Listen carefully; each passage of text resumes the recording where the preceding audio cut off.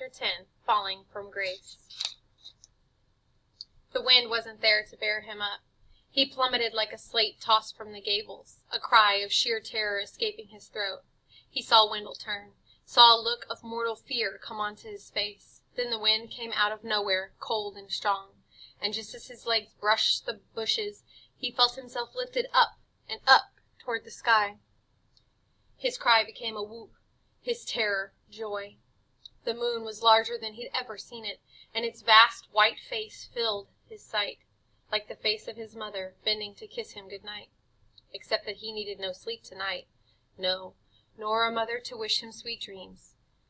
This was better than any dream, flying with the wind in his wings, and the world shuddering below in fear of his shadow. He looked for Windell again and saw him fleeing for the safety of the house. No, you don't, he thought, and turning his wings like leathery sails, he swooped down on his prey. A blood-curdling shriek filled his ears, and for a moment he thought it was the wind. Then he realized it was his own throat that was uttering this inhuman din, and the shriek became laughter, wild, lunatic laughter. "Don't! Please don't!" Windell was sobbing as he ran. "Somebody help me! Somebody help me!" Harvey knew he'd already had his revenge. Windell was frightened out of his wits, but it was too much fun to stop now. He liked the feel of the wind beneath him and the cold moon on his back. He liked the sharpness of his eyes and the strength of his claws. But most of all, he liked the fear he was causing, liked the look on Windell's upturned face, and the sound of panic in his chest.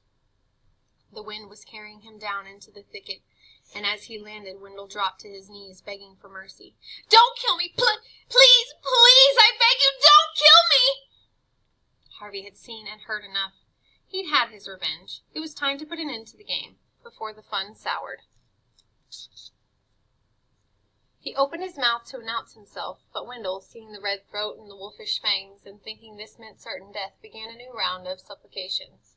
This time, however, he wasn't simply begging. "I'm too fat to eat," he said, "but there's another kid around here somewhere." Harvey growled at this. "There is?" Windell said. "I swear, and there's more meat on him than on me." "Listen to the child," said a voice in the bushes at Harvey's side. He glanced around. There was Jive, his wiry form barely visible among the barbs. "He'd see you dead, young Harvey." Windell heard none of this. He was still advertising the edibility of his friends, hoisting up his shirt and shaking his blubbery belly to prove how unpalatable he was. "You don't want me," he sobbed. "Take Harvey! Take Harvey!" "Bite him," said Jive. "Go on, drink a little of his blood. Why not? The fat's no good, but the blood's hot, and the blood's tasty." He was doing a little dance as he spoke, stamping his feet to the rhythm of his chant. "Don't waste the taste! Go eat the meat!"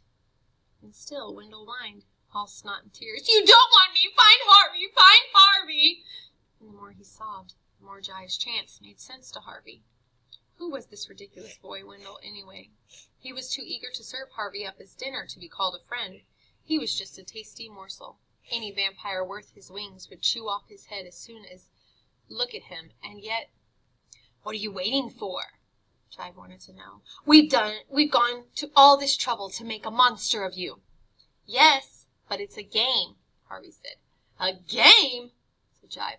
No, boy, it's more than that. It's an education." Harvey didn't know what he meant by this, and he wasn't altogether certain he wanted to know. "If you don't pounce soon," Jive hissed, you're going to lose him."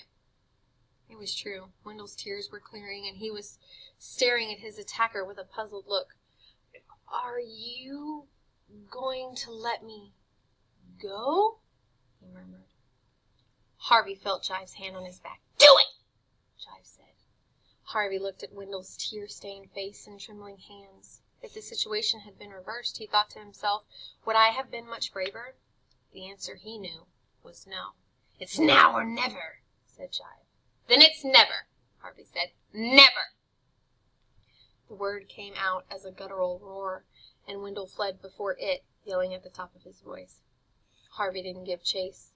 "You disappoint me, boy," Jive said. "I thought you had the killer instinct." "Well, I don't," said Harvey, a little ashamed of himself. He felt like a coward, even though he knew he'd done the right thing. "That was a waste of magic," said another voice, and Mar appeared from out of the bushes, her arms filled with enormous fungi. "Where'd you find those?" Chive said. "Usual place," Mar replied. She gave Harvey a contemptuous look. "I suppose you want your old body back," she said. "Yes, please." "We should leave him like this," said Jive. "He'd get around to sucking blood sooner or later." "Nah," said Mar. "There's only so much magic to go around. You know that. Why waste it on a miserable little punk like this?" She waved her hand casually in Harvey's direction, and he felt the power that had filled his limbs and transformed his face drain out of him. It was a relief, of course, to feel the magic unmade, but a little part of him mourned the loss. In a matter of moments he was once again an earthbound boy, wingless and weak. With the spell removed, Mar turned her back on him and waddled off into the darkness. Jive, however, lingered long enough to have one last dig at Harvey. "You missed your chance there, kiddo," he said. "You could have been one of the greats." "It was a trick, that's all," Harvey said, concealing the strange unhappiness he felt. "A Halloween trick. It meant nothing." "There are those who disagree," Jive said darkly. "Those who say that all the great powers in the world are bloodsuckers and soul-stillers at heart, and we must serve them, all of us, serve them to our dying day." He stared hard at Harvey all the way through this peculiar little speech, and then, with a nimble step, retreated into the shadows and was gone.